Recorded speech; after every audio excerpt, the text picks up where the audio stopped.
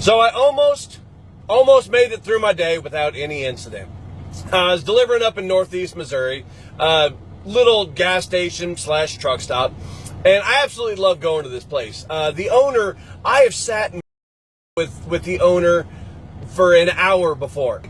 Well, today there was a bunch of older gentlemen sitting in the little eating area watching the news, and a story had come on about that young gentleman who was shot and killed by law enforcement, shot 60 times because he had a taillight out. And they were making ignorant comments. I was like, you know what? I want to get the day done. I'm not in the mood to engage. You could tell she was looking at me like, please don't engage. And I was like, okay. So, of course, my man experienced this in my good old home state of Missouri. So, first and foremost, that's not surprising at all. But I wanted to take this time to, really highlight the dangers of conspiracy theories like the Great Replacement Theory and just that type of rhetoric, and how that type of messaging and propaganda is enhancing this type of behavior within law enforcement, how it's really opening up the floodgates to having certain kinds of people more and more and more jump into the ranks. The other day, actually, on Indisputable with Dr. Rashad Ritchie, we were covering an incident in New York where police had tackled a DoorDash driver. She was a woman. She was just on her scooter on the sidewalk, and they actually tackled her, and they were really manhandling her. And again, we know that this type of behavior isn't new.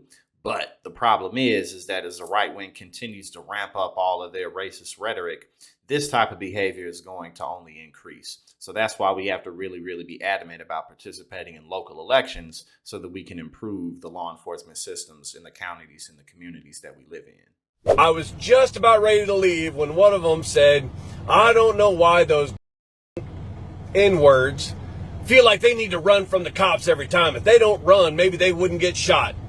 And as soon as he said that, you can tell she just looked at me and she's like, never mind, go ahead. And I turned around and I was like, really, you have no idea whatsoever why people of color would run from law enforcement. Have you not watched a news article in the last, 20, 30 years? Have you not talked to a person of color in ever? I'm pretty sure they run from law enforcement for the same reason I would run from a fucking grizzly bear or a mountain lion. So we know reports that Jayland Walker was shot at 90 times, hit 60 times. According to the Summit County Medical Examiner's Office, the autopsy revealed that he was actually hit 46 times. So whether it be 60 or 46, big difference.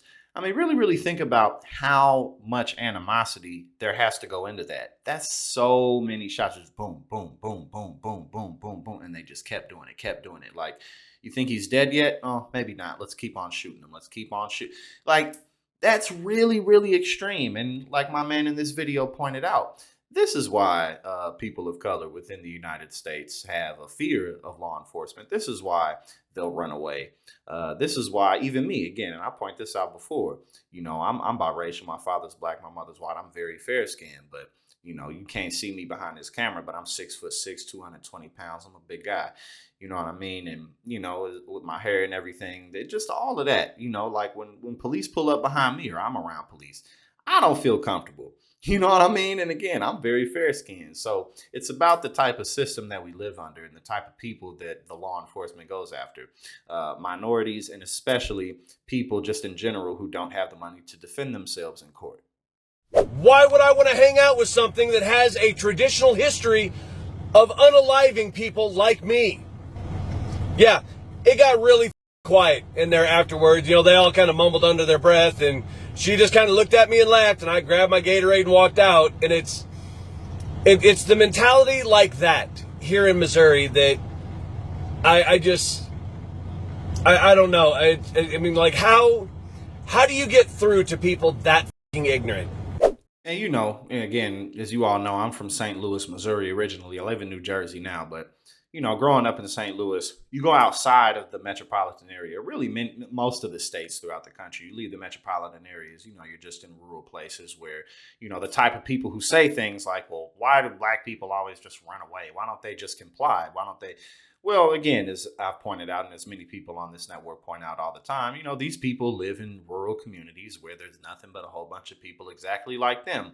What's the imagery that, these people see of black people, of Latinos? Typically, stuff that they play like on BET, some drug hero movie, some hood hero movie, some ghetto fabulous movie, some music video. That's all they see, you know what I mean? And we know the type of right-wing rhetoric that's been alive in this country forever, but especially in modern times, starting with Ronald Reagan and talking about the welfare queens and just how that's, continued to just, inflate upon itself with people down the line up until now. So this will continue to be an issue. And as we all know, it's not going to be solved federally. And this is why we have to go after it at a local level.